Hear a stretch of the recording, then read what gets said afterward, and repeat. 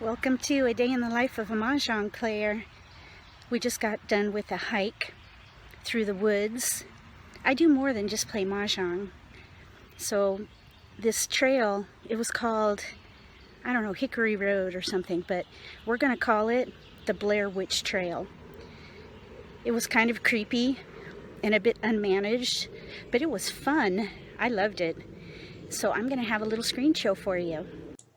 The first few pictures are of my husband Dave and our little dog Riley. This is the entrance to the park. Behind the park is the actual trail. So this picture here is of the trailhead. You go down a really steep hill, and this is, once it levels out, there's a pavilion there that we may stop and have lunch at sometime.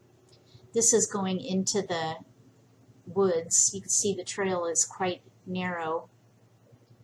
Here's a cute little tree with a twist. We thought that was kind of interesting. My husband called this one the deflated tree. This one I called a tree in a tree. It almost looks like there's a second tree in there. Here's another picture of it.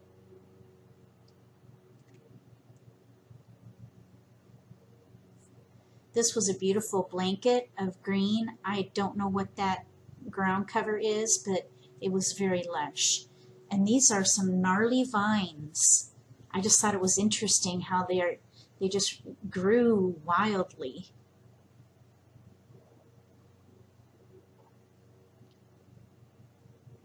And this I thought was interesting because it's got a hole in the root, and I saw a couple of those.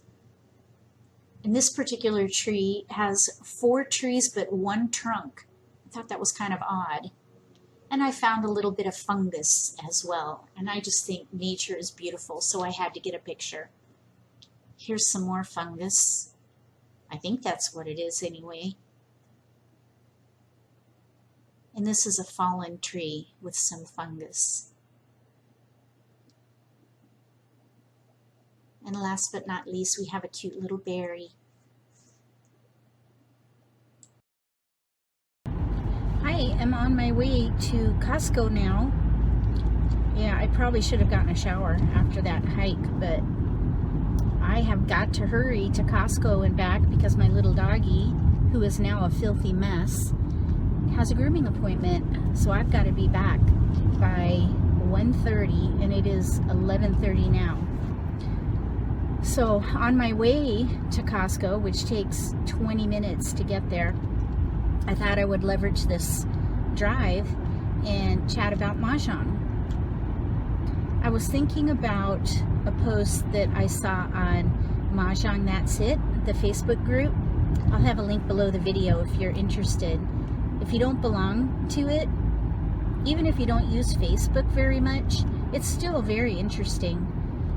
There's all kinds of posts about strategy, questions. If you're a beginner, it's a great place to go.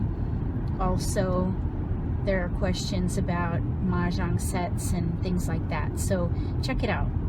So anyway, I was reading on there yesterday, I believe it was, and there was a thread from somebody who's a relatively new player, and they were playing a pair hand. And I guess it was coming towards the end of the game. I don't know how many tiles were left. She didn't say. But she started picking jokers. Well, 1 joker at a time, basically. So she picked a joker, and she wanted to stick with it, and so she discarded the joker, and it happened 4 times. So she had asked, you know, at what point do you give up on a pair hand? And if you're picking 1 joker at a time and discarding it, I would just keep going.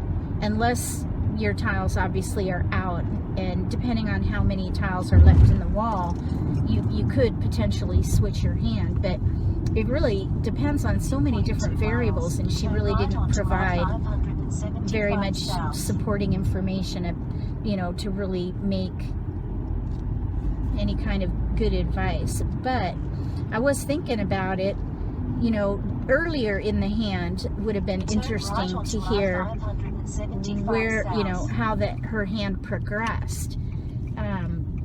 So if you're playing a pair hand and you happen to have a joker, let's say, and you know, maybe you're halfway through the draw wall and you draw another joker, so you have two at that point, that's when you want to really consider switching. And that's when also you look and see what's been thrown, what's in exposures, so that you can figure out what your chances are of getting your pairs and singles, of course.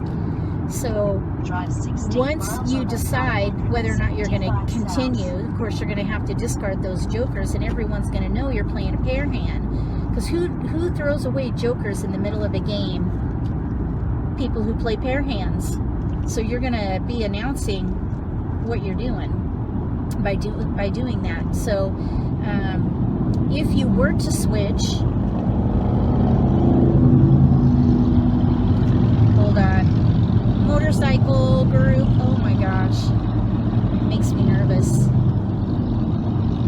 Alright, so once you do decide to switch, I don't know if you've ever noticed about singles and pair hands, but each one of those singles and pair hands is based on a category on the card.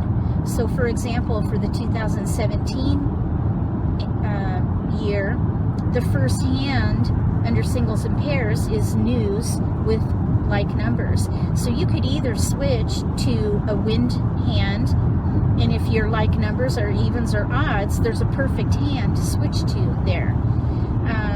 And then all the other hands, if you just go down them, I'm driving and I can't reference the card, but each one of them is based on one of the categories on the card. I know there's at least two consecutive run hands. There's a 369, a 2468, a 13579, and there's a year hand there.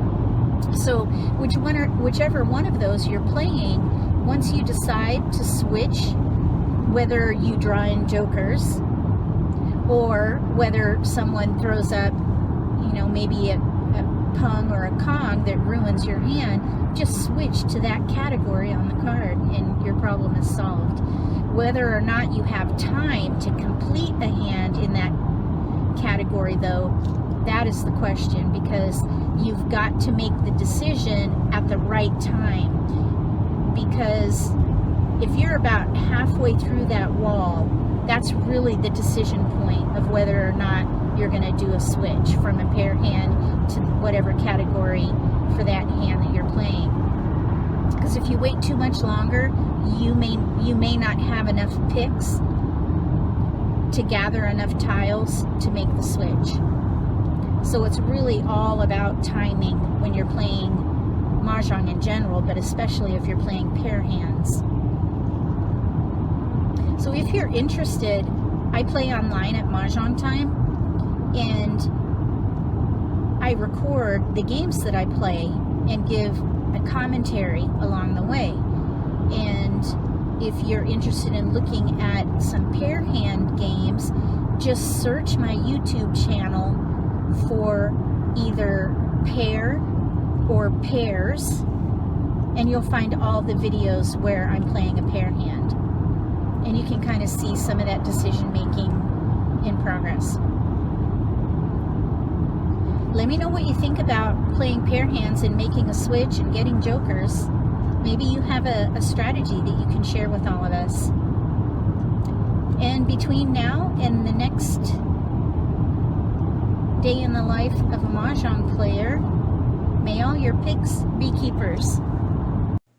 Here's a picture of my little dog Riley. He just got back from the groomer, so he has his summer cut. Here he is getting ready for a treat. He's a good little dog.